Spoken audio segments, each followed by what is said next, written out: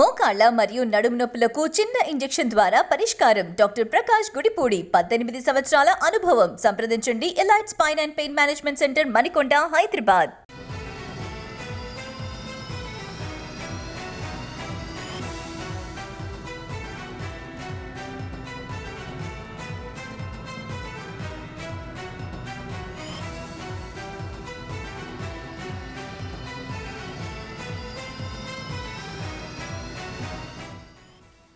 ఈ నెల 8 నుంచి తెలంగాణ అసెంబ్లీ బడ్జెట్ సమావేశాలు జరగనున్నాయి. గవర్నర్ ప్రసంగంతో ఉభయ సభలు మొదలు కానున్నాయి. 9వ తేదీన గవర్నర్ ప్రసంగంపై ధన్యవాద తీర్మానం తెలుపనున్నారు. 10న ఓట్ ఆన్ అకౌంట్ బడ్జెట్ను ప్రవేశపెట్టనుంది ప్రభుత్వం. 11న సెలవు, 12 నుంచి బడ్జెట్పై చర్చ జరగనుంది. ఇక 10 రోజుల పాటు సమావేశాలు నిర్వహించే యోచనలో ప్రభుత్వం ఉంది.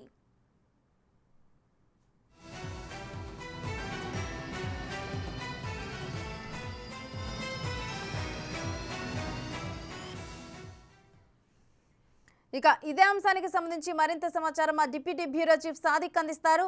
సాదిక్, తెలంగాణ అసెంబ్లీ బడ్జెట్ సమావేశాలు ఏ విధంగా ఉండనున్నాయి?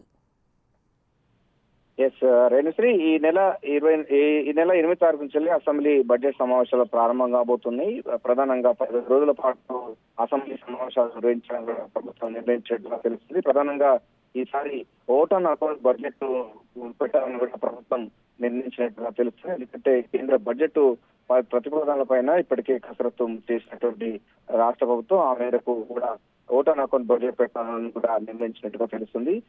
ఈ నెల 8 తారీఖు నుంచి బడ్జెట్ సమావేశం ప్రారంభంగా అవుతుంది. ఉభయ సభలను ఉద్దేశించి గవర్నర్ తమిళిసై ప్రసంగిస్తారు. ఆ తర్వాత 9వ తారీఖు రోజు ఆ ధన్యవాదాలు అంటే గవర్నర్ ప్రసంగానికి ధన్యవాదాలు తీర్మానాన్ని చేస్తారు. ఆ తర్వాత 10వ తారీఖు రోజు ఓట్ ఆన్ అకౌంట్ బడ్జెట్ ప్రవేశపెట్టనున్నారు డిప్యూటీ సీఎం ఆర్థిక శాఖ మంత్రి మల్లుబట్టి విక్రమార్క. ఆ తర్వాత 11వ తారీఖు రోజు సెలవు రోజు ఉంటుంది. 12వ తారీఖు రోజు బడ్జెట్ పైన చర్చ జరగాలని కూడా ప్రాథమికంగా నిర్ణయించడం జరిగింది. అయితే బీఎస్సీ సమావేశంలో ఎన్ని రోజులు సమావేశాలు నిర్వహించాలనే పైన క్లారిటీ వచ్చే అవకాశం ఉంది. 10 రోజుల పాటు కూడా ఈ యొక్క అసెంబ్లీ బడ్జెట్ సమావేశాలు నిర్వహించాలని కూడా ప్రభుత్వం సూత్రప్రాయంగా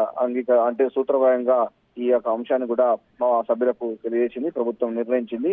సో ఈసారి బడ్జెట్ సమావేశాలు అన్నది ఆసక్తిగా జరిగే అవకాశం ఉంది. ఎందుకంటే గత 10 సంవత్సరాలకు సంబంధించినటువంటి బీఆర్ఎస్ ప్రభుత్వానికి చేసినటువంటి అనేకమైనటువంటి అప్పుల ఊబిగా చేసినటువంటి నేపథ్యంలో దానికి సంబంధించినటువంటి అంశాల వారీగా పూర్తి స్థాయిలో కూడా చర్చ జరిగే అవకాశం ఉంది.